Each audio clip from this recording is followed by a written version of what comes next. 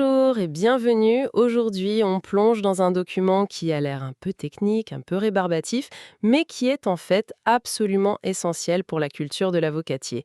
Il s'agit du rapport d'analyse de l'eau d'irrigation. Bonjour. Oui, c'est vraiment le document clé, celui qui peut faire toute la différence. Exactement.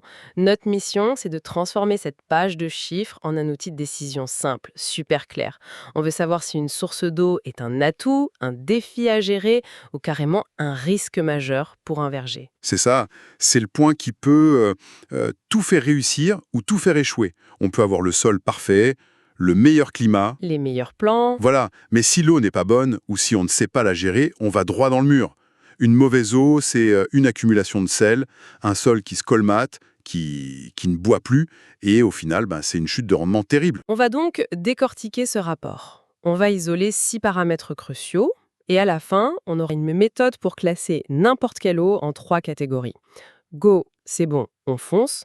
OK, mais à gérer, c'est jouable mais technique. Et no go, là où le risque est trop grand. C'est un excellent cadre. Mais juste avant de plonger dans les chiffres, il y a deux questions, deux prérequis absolus. Ah oui, lesquels? Le premier, c'est le volume, tout simplement. Est-ce que j'ai assez d'eau? Est-ce que l'approvisionnement est garanti même une année sèche? Logique. Sans eau, pas de débat. Et le deuxième, c'est la capacité de lessivage. En d'autres termes, est-ce que mon sol draine bien? Est-ce que je peux laver les sels qui vont forcément s'accumuler? Un bon drainage, c'est une sorte de joker. Ça peut rendre une eau de qualité moyenne tout à fait gérable. Parfait. Le décor est planté. Alors, on a notre rapport sous les yeux. Par quoi on commence? Quel est le tout premier chiffre à regarder? Le tout premier, sans hésiter, c'est la conductivité électrique, le C. C'est notre indicateur général, notre thermomètre. Il mesure la quantité totale de sel dissous en l'eau. Peu importe lesquels? Peu importe. Il nous dit juste, attention, l'eau est plus ou moins chargée. Plus le C est élevé, plus l'arbre doit faire un effort énorme pour absorber l'eau. C'est un paradoxe en fait. On arrose, on met plein d'eau, mais l'arbre peut mourir de soif. C'est complètement contre-intuitif, cette idée d'un arbre qui a soif alors qu'on l'irrigue. J'imagine que c'est un problème qui s'installe doucement. Il y a des signes visibles dans le verger. Absolument. C'est progressif. Le premier symptôme, c'est souvent une croissance qui ralentit.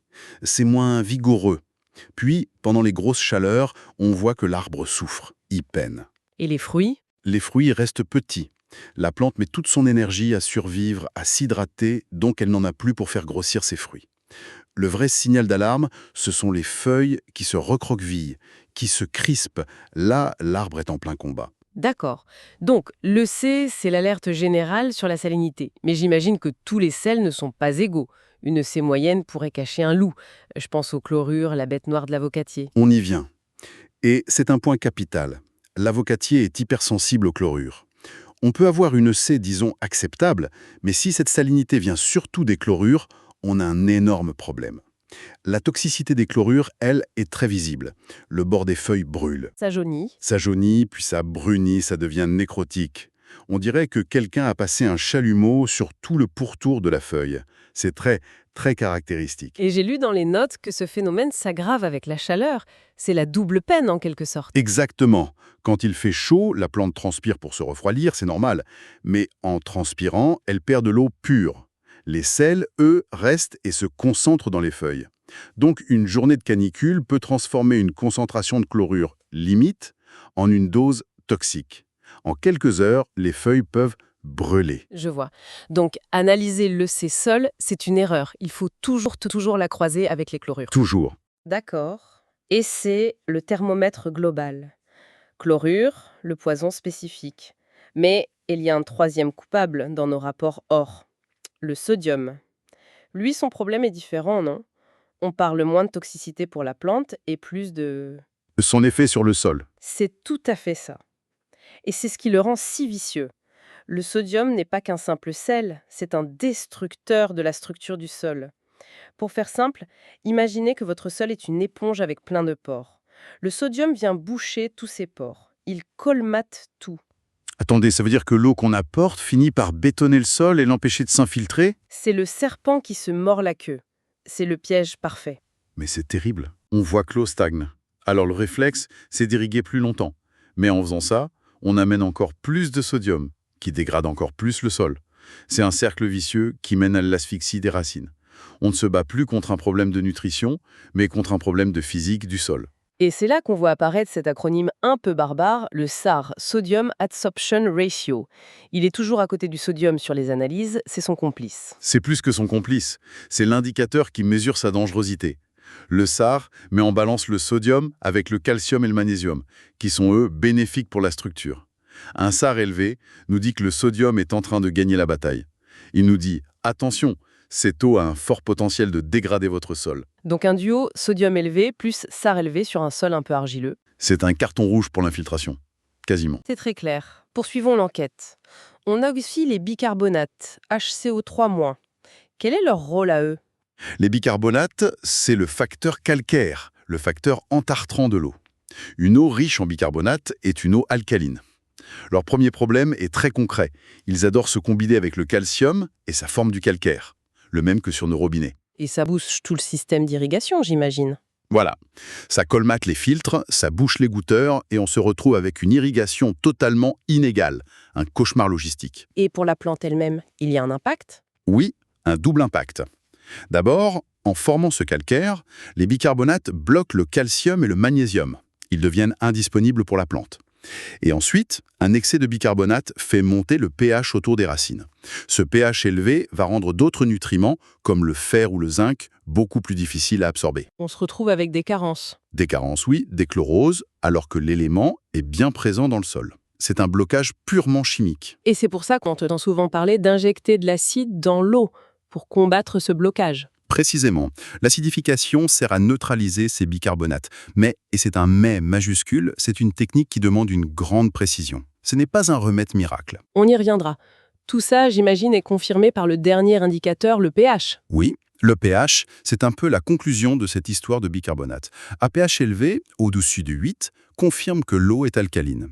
C'est un bon indicateur, mais il n'est jamais suffisant seul. On ne prend jamais une décision juste sur le pH. C'est vraiment la vue d'ensemble des 6 paramètres qui comptent. Clé. Comment on les utilise pour prendre une décision claire et classer notre eau en go, OK ou no go? C'est là que la stratégie commence. Le scénario de rêve d'abord, le go. Ici, tout est au vert. L'EEC est basse, les chlorures quasi inexistants, le sodium et le SAR sont faibles. Bref, c'est une eau qui pardonne beaucoup. On peut se concentrer sur le reste. D'accord, ça c'est le cas facile.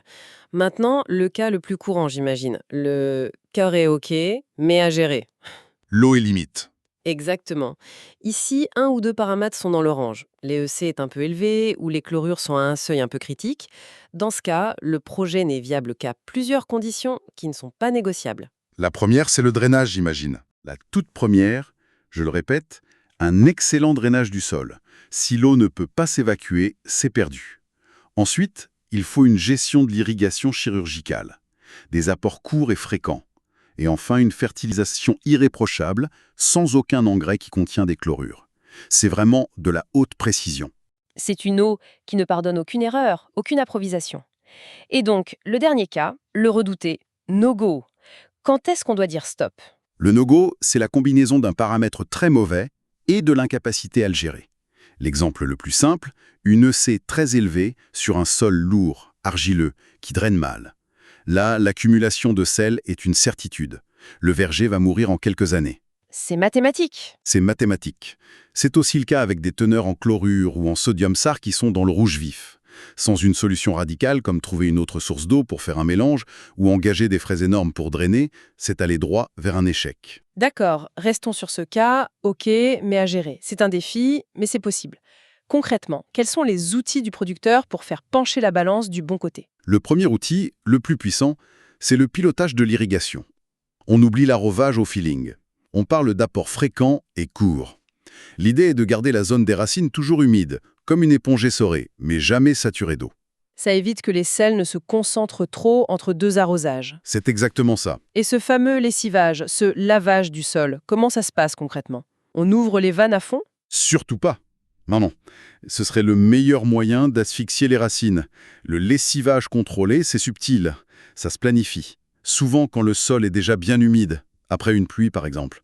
On applique alors juste un peu plus d'eau que ce dont la plante a besoin pour pousser l'excès de sel juste en dessous des racines. Très technique. Ensuite, pour la fertilisation, vous parliez du choix des engrais. Oui, c'est un réflexe de base. Beaucoup d'engrais potassiques, par exemple, sont sous forme de chlorure de potassium.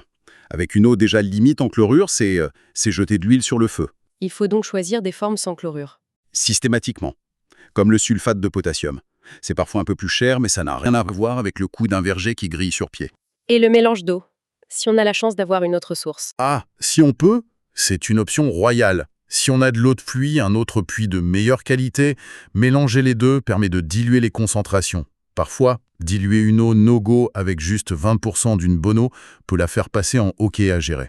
Et on en revient à l'acidification. Vous disiez avec prudence. Ça veut dire quoi concrètement? Ça veut dire que c'est une opération quasi médicale. On ne le fait que si les bicarbonates sont le problème. Il faut choisir le bon acide, calculer la dose exacte pour atteindre un pH cible, souvent entre 6 et 6,5, installer un système d'injection sécurisé et surtout contrôler tout le temps. Ce n'est pas quelque chose qu'on fait à l'aveugle. Jamais. On n'injecte jamais de l'acide au cas où. C'est une réponse ciblée à un problème identifié. Parfaitement clair. Pour être sûr d'avoir bien tout en tête, si on devait faire une checklist mentale, un parcours à suivre pour chaque analyse d'eau, quel serait-il? Excellente idée. Alors, la démarche en 6 étapes. 1. Je regarde le C. C'est mon alerte générale. 2. Les chlorures. Exact. Le poison numéro 1 de l'avocatier. 3. J'analyse le couple sodium plus CaR. C'est le risque pour la structure de mon sol. Est-ce qu'il va continuer à boire? 4. Le duo bicarbonate plus pH. Le risque de tartre et de blocage. Voilà. Et l'étape 5, c'est la plus importante, je lève les yeux du papier et je regarde mon terrain. La question c'est, est-ce que mon sol draine? Puis-je lessiver? Cette réponse change tout. Elle change absolument tout. Et enfin, sixièmement, avec toutes ces infos, je peux classer mon eau. Go, OK à gérer, no go. C'est une feuille de route limpide. Ce qui est frappant, finalement, c'est que la qualité de l'eau n'est pas une sentence. Un mauvais chiffre, ce n'est pas la fin. C'est une donnée de départ qui interagit avec le sol, le climat et surtout avec les compétences de la personne qui gère. C'est le message le plus important. Et ça soulève une dernière question, une question essentielle. Au lieu de se demander si son eau est bonne ou mauvaise, la vraie question devrait être: j'ai-je les outils, les connaissances et la stratégie pour gérer la qualité d'eau que j'ai? Ah, c'est intéressant ça. Parce qu'une eau jugée limite, mais qui est pilotée par une personne experte, peut donner de bien meilleurs résultats qu'une eau de qualité Go, utilisée n'importe comment. La compétence du gestionnaire devient, en quelque sorte, le 7e paramètre de l'analyse.